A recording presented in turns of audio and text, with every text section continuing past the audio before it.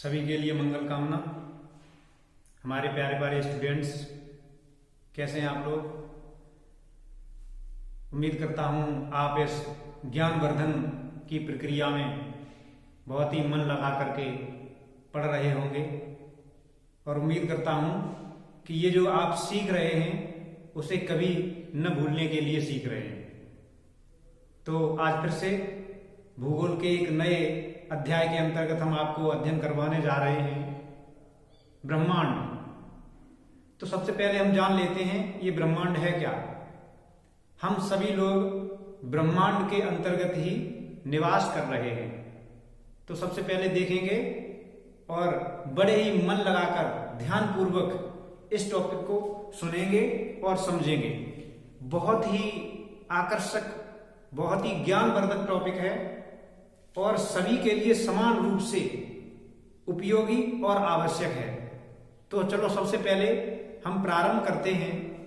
हम ब्रह्मांड को समझने का प्रयास करते हैं। ब्रह्मांड है क्या, देखते हैं। ब्रह्मांड, द यूनिवर्स या कॉस्मोस, एक ही बात है। अब हम जानेंगे कि इस ब्रह्मांड का निर्माण कब और कैसे हुआ। तो चलो, ये बहुत ही आवश्यक फैक्ट हैं, आवश्यक बिंदु हैं, बहुत ही आवश्यक पॉइंट हैं जो सवाल हमारे मन में एक जिज्ञासा बन करके उभरते रहते हैं, एक समस्या बन करके हमेशा आते रहते हैं कि आखिरकार इन सवालों का जवाब क्या है। तो हमने सबसे पहले इन्हीं सवालों का जवाब आपको देना उचित समझा। तो आप इसको नोट कर लेंगे, इसको लिख लेंगे और इसे दोहराते रहेंगे। तो सबसे पहले हम बताते हैं आपको कि ब्रह्मांड का निर्माण कब से प्रारंभ हो रहा है, ब्रह्मांड का निर्माण कब हुआ। तो ब्रह्मांड का निर्माण आज से लगभग 13.7 अरब वर्ष पूर्व हुआ। 13.7 अरब वर्ष पूर्व हमारे ब्रह्मांड का निर्माण आज से 13.7 अरब वर्ष पूर्व हुआ। अब एक नया सवाल और आपके मन में जिज्ञासा के रूप में उभर रहा होगा कि हमारा ब्रह्मांड ये बना कैसे, किस प्रकार से बना और इसमें बनने के बाद किस प्रकार से परिवर्तन होते रहे। तो इन सभी सवालों के जवाब आएंगे। तो सबसे पहले देखते हैं ब्रह्मांड का निर्माण 13.7 अरब वर्ष पूर्व हुआ। इस ब्रह्मांड के निर्माण में सबसे अहम, सबसे मुख्य, सबसे प्रमुख भूमिका किसने निभाई? तो हम आपको बता देते हैं वो बृहद अध्ययन है। हम उसका बाद में विस्तृत अध्ययन करवाएंगे, लेकिन अभी जो बहुत ही आवश्यक, बहुत ही महत्वपूर्ण जानकारी है उसको जानो। ब्रह्मांड के निर्माण में 4 बल या फोर्स ये महत्वपूर्ण भूमिका निभा रहे हैं इसके निर्माण में और इसके संचालन में। और 12 तत्व भी बहुत हैं और बल ही भी काफी हैं, लेकिन जो प्रमुख भूमिका निभा रहे हैं जिसके बिना ब्रह्मांड का संचालन नहीं हो सकता। तो सबसे प्रथम स्तर की हम चीज आपको बताने जा रहे हैं कि जो ब्रह्मांड का निर्माणकारी कण है उसे हम न्यूट्रिनो कहते हैं। न्यूट्रिनो, न्यूट्रिनो क्या है?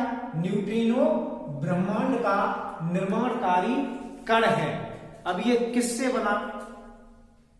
इन सवालों के जवाब हम आपको एक नया वीडियो और लेकर आएंगे, उसमें हम इसका बृहद अध्ययन करवाएंगे। चलो आगे देखते हैं ब्रह्मांड का निर्माण कैसे हुआ। ये सवाल भी मन में आता है और ये जिज्ञासा हमेशा बनी रहती है कि हम जाने कि ब्रह्मांड का निर्माण कैसे हुआ। तो ब्रह्मांड का निर्माण बिग बैंग, महाविस्फोट कह लो, महाविस्फोट, ब्रह्मांड का निर्माण महाविस्फोट के कारण हुआ, जिसे हम क्या कहते हैं? Big bang. अब बिग बैंग किसमें हुआ, मैं आपको थोड़ी सी लघु जानकारी उपलब्ध करवाई देता हूं कि एक बहुत ही सीमित मात्रा में अपार ऊर्जा का और पदार्थों का एक पिंड था, जिसकी कल्पना नहीं की जा सकती कि उस पिंड में, उस एक सीमित दायरे में, उस एक सीमित क्षेत्र में अनंत ऊर्जा थी और अनंत द्रव्यमान था, यानी भार था। तो उसमें अचानक से विस्फोट होता है, उसे ही कहते हैं महाविस्फोट। और महाविस्फोट होने के बाद उसमें लगातार निरंतर फैलाव होता गया। और वो फैलाव क्यों हो रहा है? महाविस्फोट जनित विकिरण ऊर्जा के कारण। अब महाविस्फोट हो गया। अब महाविस्फोट होने के बाद ब्रह्मांड में क्या हो रहा है बच्चों? ब्रह्मांड में क्या हो रहा है? ध्यान दो बेटा। ब्रह्मांड में फैलाव हो रहा है। और वो फैलाव हो क्यों रहा है? महाविस्फोट जनित विकिरण ऊर्जा के कारण। महाविस्फोट जनित विकिरण ऊर्जा के कारण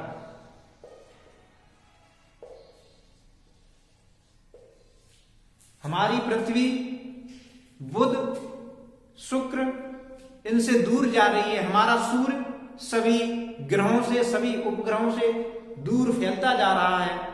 अब इसके संबंध में हम आपको विस्तृत जानकारी देंगे। अभी महत्वपूर्ण जानकारियों को जान लेते हैं और सीख लेते हैं। तो ब्रह्मांड का निर्माण कैसे हुआ? बिग बैंग से, महाविस्फोट से। ये एक विद्वान थे जॉर्ज हेनरी लेमेत्रे, उन्होंने बताया। उन्होंने पुरातन परमाणु की संकल्पना, अपनी थ्योरी को नाम दिया था पुरातन परमाणु की संकल्पना। लेकिन वर्तमान समय में उस सिद्धांत को, उस थ्योरी को बिग बैंग थ्योरी कहते हैं। ठीक है बेटा? उस थ्योरी को क्या कहते हैं? जिससे ब्रह्मांड का निर्माण हुआ, बिग बैंग थ्योरी, महाविस्फोट सिद्धांत। चलो आगे देखते हैं। ब्रह्मांड समाप्त कैसे होगा? ब्रह्मांड बन तो गया महाविस्फोट से, ब्रह्मांड समाप्त कैसे होगा? उसको कहते हैं महासंकुचन या बिग क्रंच। ब्रह्मांड समाप्त होने की जो प्रक्रिया है उसे कहते हैं महासंकुचन। ठीक है बेटा? क्या कहते हैं? महासंकुचन या बिग क्रंच।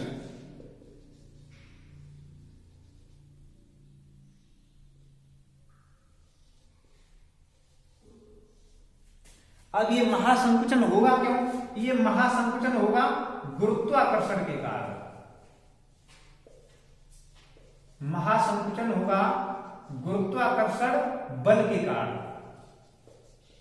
और सभी आकाशीय पिंड एक दूसरे में आकर के मिल जाएंगे और वही एक पिंड बन जाएगा, जिसमें फिर से अपार ऊर्जा, द्रव्यमान अनंत हो जाएगी।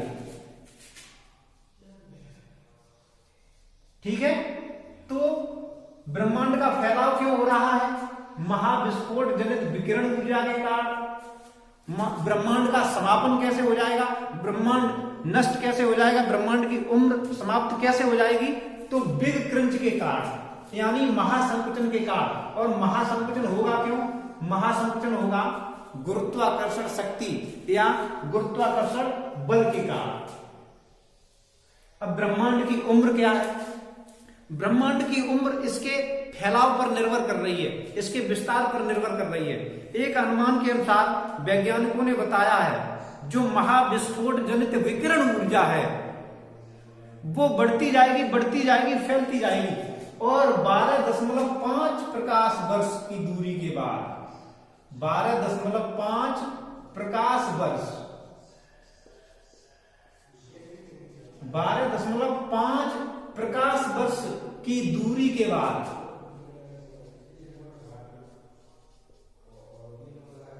फैलाव बंद हो जाएगा।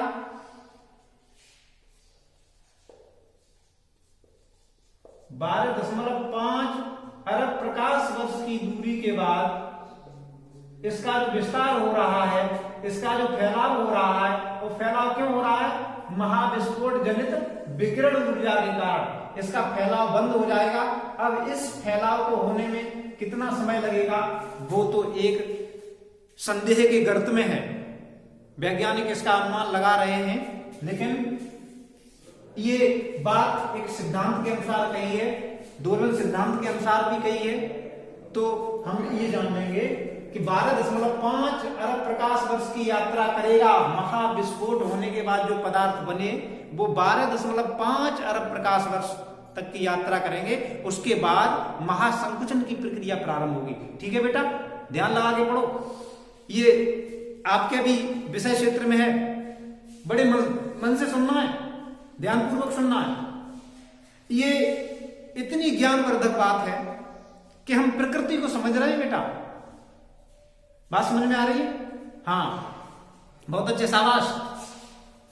अब देखते हैं ब्रह्मांड का व्यास कितना फैला हुआ है हमारा ब्रह्मांड। हमने अभी तक जो जानकारी की है, ब्रह्मांड कितने क्षेत्रफल में अभी तक है, तो वैज्ञानिकों ने जो अभी तक जानकारी उपलब्ध की है उसमें 250 करोड़ प्रकाश वर्ष दृश्य पथ पर, यानी वैज्ञानिकों ने 250 करोड़ प्रकाश वर्ष तक ब्रह्मांड को देखने में, ब्रह्मांड को समझने में सफलता अर्जित की है। लेकिन नवीन आंकड़ों के अनुसार बताते हैं ये आंकड़ा 600 प्रकाश वर्ष से भी दूर गया, 600 करोड़ प्रकाश वर्ष से भी दूर गया। वर्तमान समय में जो वैज्ञानिक बता रहे हैं, एक अध्ययन के अनुसार कि 900 करोड़ प्रकाश वर्ष से भी अधिक ब्रह्मांड फैला हुआ है। ये 900 करोड़ प्रकाश वर्ष क्या है? यानी 900 करोड़ वर्ष तक प्रकाश वो अपनी रफ्तार के साथ चले, पूरी रफ्तार के साथ चले। उसकी रफ्तार है लगभग 3 लाख किलोमीटर प्रति सेकंड। 3 लाख किलोमीटर प्रति सेकंड की रफ्तार से अगर कोई चल रहा है, इससे अधिक कोई चल ही नहीं सका आज तक। सबसे बड़ी बात, प्रकाश की ये रफ्तार होती है, और तब भी उसको हमारे ब्रह्मांड को पार करने में कितना वर्ष लग जाएगा? 250 करोड़ साल लग जाएंगे। यानी जन्म जन्मांतर निकल जाएंगे, हम अपने ब्रह्मांड को पार नहीं कर सकते। और नवीन संकल्पना आई है, उसमें 900 करोड़ प्रकाश वर्ष की बात कही है कि इतना दृश्य पथ पर दिखाई देने वाला ब्रह्मांड का विस्तार है। अब आगे देखते हैं ब्रह्मांड में क्या क्या है। ये सवाल मन में अक्सर कर आते हैं, आखिरकार हमारे ब्रह्मांड में है क्या? तो ब्रह्मांड में वह सब कुछ है जिसे हम देख सकते हैं, जिसे हम छू सकते हैं, जिसे हम महसूस कर सकते हैं, जिसे हम समझ सकते हैं, जिसका हम अध्ययन कर सकते हैं। वो सब कुछ ब्रह्मांड के अंतर्गत आता है, जिसका हम पता लगा सकते हैं। हालांकि ब्रह्मांड के संबंध में अभी तक 10% जानकारी भी उपलब्ध नहीं हो सकी है, लेकिन कभी न कभी हमारी साइंस आगे बढ़ेगी तो हम इसको जान सकेंगे, तो वो सब कुछ ब्रह्मांड का हिस्सा ही तो होगा। तो देखना है ब्रह्मांड में क्या क्या है। वो है सब कुछ जिसमें हम देख सकते हैं, जिसे छू सकते हैं, जिसे महसूस कर सकते हैं, समझ सकते हैं या पता लगा सकते हैं, उसे ब्रह्मांड कहते हैं। देखो, हम किसके बारे में पता लगा सकते हैं? हम जिस पे रह रहे हैं, जिसके बारे में हम जानते हैं, तो उसका तो हम पता लगा लिए और पता लगा सकते हैं। जैसे हम किस पे रह रहे हैं बेटा? हम किस पे रह रहे हैं? घर में। अरे घर में तो रह रहे हैं, लेकिन सबसे बड़ा घर कौन सा है? सबसे बड़ा घर है पृथ्वी। पृथ्वी हमारा घर है, पृथ्वी हमारी मां है। तुम पृथ्वी पे रह रहे हैं तो पृथ्वी के बारे में पता लगा सकते हैं। पृथ्वी के एटमॉस्फेयर, वायुमंडल के बारे में हम पता लगा सकते हैं। समंदर है पृथ्वी पे, हम उनके बारे में पता लगा सकते हैं। तो ये सब कुछ ब्रह्मांड का ही हिस्सा है। हम इसको ब्रह्मांड के अंतर्गत ही पढ़ते हैं, ब्रह्मांड के अंतर्गत ही इसका अध्ययन है। तो देखते हैं कि हम पृथ्वी को तो जानते हैं, चलो पृथ्वी से ही संबंधित हम आपको बातें बताते हैं कि ब्रह्मांड में और क्या क्या है। चलो पृथ्वी से छोटा अगर हम उसे देखते हैं तो एक चंद्रमा है। हम रात्रि के समय में चंद्रमा को देखते हैं बेटा, तो चंद्रमा उपग्रह है, पृथ्वी से छोटा है, 1/4 है। तो ब्रह्मांड के अंतर्गत हम उपग्रहों को पढ़ेंगे, यानी चंद्रमा यानी उपग्रहों को पढ़ेंगे। उपग्रह से भी छोटे होते हैं, उन्हें हम कहते हैं क्षुद्र ग्रह। कभी कभी उपग्रहों से बड़े भी होते हैं ये, ठीक है, लेकिन इसको भी हम ब्रह्मांड के अंतर्गत ही पढ़ते हैं, क्षुद्र ग्रह। ठीक है, क्षुद्र ग्रह। तो क्षुद्र ग्रह हमने जाने, तो हमने ब्रह्मांड के अध्ययन के अंतर्गत पृथ्वी को पढ़ा, यानी पृथ्वी एक ग्रह है। हम आपको अभी अध्ययन करवाएंगे कि ग्रह क्या होते हैं। अब देखते हैं, हम ब्रह्मांड के अंतर्गत उपग्रहों का अध्ययन करते हैं, यानी चंद्रमा का अध्ययन करते हैं, तो वो भी हमारे ब्रह्मांड का हिस्सा हो गया। अब चंद्रमा से भी कुछ छोटा है इस ब्रह्मांड में, बड़े भी हो सकते हैं, उन्हें हम कहते हैं क्षुद्र ग्रह। ठीक है, क्षुद्र ग्रह के बाद उल्का, हम उल्का का अध्ययन करते हैं। उल्का क्या है? एस्ट्रॉयड, यानी वो आकाशीय पिंड जिनका कोई आकार नहीं है, अनियमित आकार के हैं, तो उसे हम कहते हैं उल्का। ठीक है, अब हम करते हैं अध्ययन धूमकेतु का। हम अभी आपको इन सभी के बारे में बताने वाले हैं। धूमकेतु, ठीक है, धूमकेतु किसे कहते हैं? धूमकेतु को हम क्या कहें? पुच्छल तारा। ये शब्द तो सुना होगा, पुच्छल तारा। ठीक है, तो हमने उल्का पिंड, धूमकेतु, क्षुद्र ग्रह, इन सभी का अध्ययन किया। ये तो पृथ्वी या ग्रहों से छोटे आकार की बात हो गई। अब इससे बड़ा आकार भी होता है, हम जिसका अध्ययन करते हैं। जैसे पृथ्वी के बाद अगर कोई आ रहा है, यानी ग्रहों के बाद अगर कोई आ रहा है, तो उसे हम कहते हैं तारा। और हम एक तारे को भली भांति जानते हैं, जिसे कहते हैं हम सूर्य। ठीक है, तो हम तारों का अध्ययन करते हैं ब्रह्मांड के अंतर्गत, और एक तारा हम जानते भी हैं, सूर्य या ध्रुव तारा, इनके हमने नाम भी सुने। ठीक है बेटा, आगे चलते हैं। अब तारों से भी बड़ी कोई चीज होती होगी इस ब्रह्मांड में, तो उसे हम कहते हैं तारामंडल। अब हम तारामंडल बताएंगे। तारों की विशेष आकृति होती है, हालांकि तारों का समूह होता है, तो हम उसका भी अध्ययन करते हैं। आगे देखते हैं नक्षत्र मंडल। ये भी तारों की आकृतियां होती हैं, तो हम इसका भी अध्ययन करेंगे। अब इससे भी विस्तृत चीज होती है, और सबसे महत्वपूर्ण भाग हमारे ब्रह्मांड का, जिसमें ही ये सब कुछ आ जाते हैं, उसे हम कहते हैं आकाशगंगा। उसे क्या कहते हैं बच्चों? आकाशगंगा। आकाशगंगा या गैलेक्सी।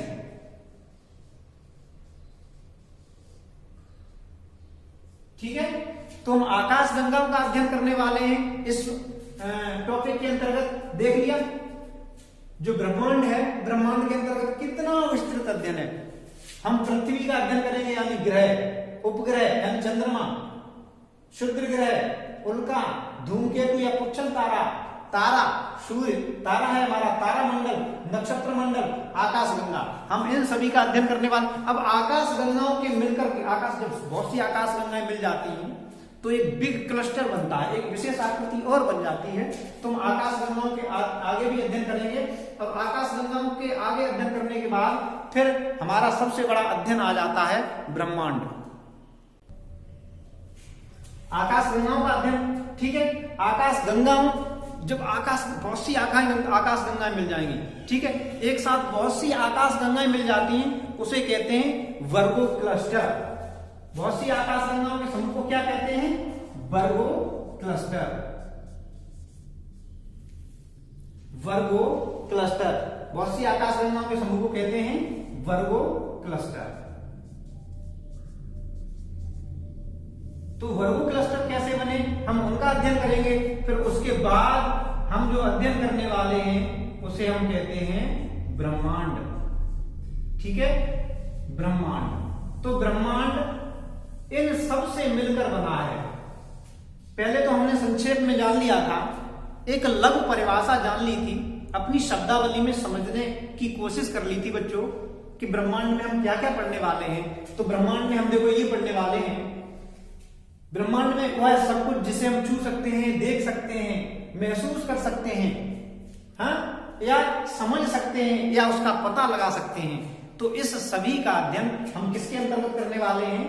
ब्रह्मांड के अंतर्गत करने वाले हैं। हमने और विस्तृत जानने का प्रयास किया, तो हमने जाना कि हम अपने ब्रह्मांड में वर्गो क्लस्टर का अध्ययन करते हैं जो बहुत सी आकाश गंगाओं से मिलकर बना है। ठीक है, वर्गो क्लस्टर का अध्ययन करने वाले हैं जो बहुत सी आकाश गंगाओं से मिलकर बना है। आकाश गंगाओं का अध्ययन करने वाले हैं जो नक्षत्र मंडलों से और तारा मंडलों से मिलकर बने हैं। बेटा हाँ ठीक है, और तारा मंडल का अध्ययन करने वाले हैं जो बहुत से तारों से मिलकर बने हैं। ठीक है, और सौर परिवार का अध्ययन करने वाले हैं जिसमें एक तारा होता है और ग्रह होते हैं, उपग्रह होते हैं, क्षुद्र ग्रह होते हैं, उल्का होते हैं, धूमकेतु होते हैं, पुच्छल तारा होते हैं। ठीक है, तो इन सभी का अध्ययन हम करने वाले हैं, उसे हम क्या कहते हैं, ब्रह्मांड। और ब्रह्मांड के संबंध में हमने आपको ये आवश्यक महत्वपूर्ण फैक्ट बता दिए हैं, बहुत ही अनिवार्य बिंदु बता दिए हैं। तो इन सबका स्क्रीनशॉट ले लो या इस सबको लिख लो एक नोट्स में। ये समान रूप से उपयोगी है। ये 6 क्लास के बच्चे से लेकर के 6, 7, 8, 9, 10, 11, 12 और जहां तक भी इसका अध्ययन करेंगे कॉम्पिटिटिव एग्जाम के लिए, प्रतियोगी परीक्षाओं के लिए भी जब हम जाएंगे तो इनसे संबंधित प्रश्न आते रहते हैं। तो मैं उम्मीद करता हूं आपको ये टॉपिक समझ में आया होगा। समझ में आया है बेटा? हाँ ठीक है, बहुत अच्छे। तो इसको लिख लेंगे और इसको दोहराते रहेंगे। उम्मीद है कि आपको अगर समझ में नहीं आएगा तो इस वीडियो को दोबारा से प्ले करके देखेंगे, आपको सब कुछ समझ में आ जाएगा। ठीक है बेटा, तो इसी उम्मीद के साथ मैं आपसे ये आशा रखता हूं कि बड़े अच्छे ढंग से इसका अध्ययन करेंगे। इसको लिख लो या इसका स्क्रीनशॉट ले लो। ठीक है, मैं इससे अगले वाले वीडियो में आपको अध्ययन करवाऊंगा कि किस प्रकार से इनका निर्माण हुआ। अगर हमने इसका अध्ययन समझ लिया तो हमें बहुत ही आनंद आएगा। अगले वीडियो में हम ये भी जानेंगे कि पृथ्वी किसे कहते हैं, यानी ग्रह किसे कहते हैं, उपग्रह किसे कहते हैं, क्षुद्र ग्रह किसे कहते हैं, उल्कापिंड, धूमकेतु, नक्षत्र मंडल, तारा मंडल। अभी तो ये केवल शब्दावली है हमारे लिए, हम इनके संबंध में जान नहीं सके, समझ नहीं सके, तो इसके संबंध में हम आपको विस्तृत तरीके से बताएंगे। ठीक है, तो बहुत बहुत आशीर्वाद। उम्मीद करता हूं आप बड़ा ही मन लगा करके पढ़ रहे होंगे। Best of luck.